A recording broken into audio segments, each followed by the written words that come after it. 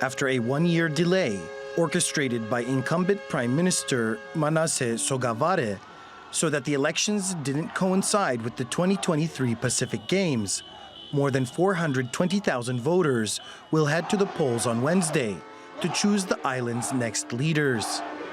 Well, I want all the people around the country, as well as Solomon Island citizens, can you be so vigilant in a matter that whoever you're going to vote, that will be the final decision.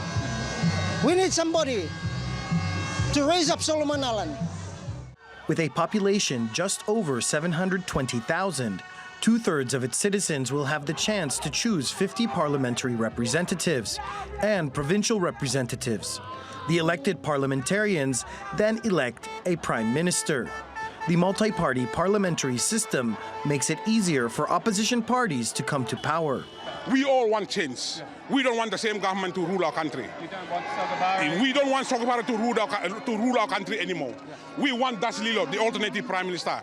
Former Prime Minister Darcy Lilo is one of the several candidates who've called for a review of the security pact Sogavare signed with China last year. He first broke ranks in 2019, retracting recognition of Taiwan's independence. Since then, China has spent over $500 million on transportation, telecommunication, and other major projects in the country, including construction of the 2023 Pacific Games facilities. I was encouraged by members of my government to attend the Pacific Games in Honiara last year. Not only to support our athletes, but to witness for myself what China has done for the Solomon Islands.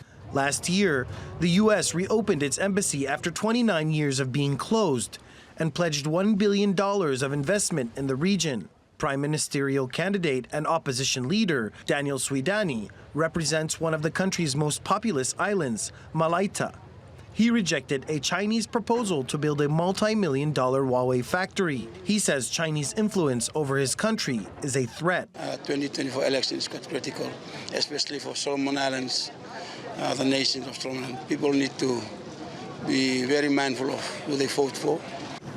In 2021, violent riots broke out, with protesters demanding Sogavare resign over his pro-China policy. His new security deal would allow China to send troops to help manage such riots, fueling regional concerns about China's expanding influence in the Pacific. Obaida Hitto, TRT World.